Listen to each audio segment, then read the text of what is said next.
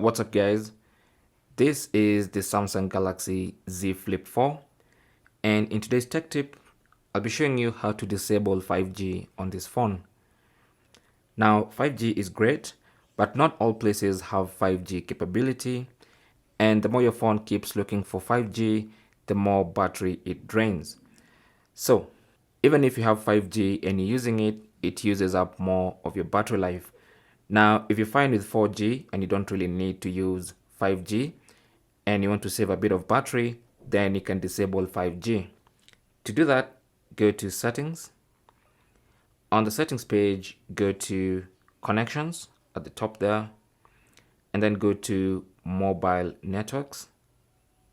And then under Mobile Networks, under Network Mode, you should be able to see 5G/LTE, which is 4G, and 3G and 2G and Auto Connect.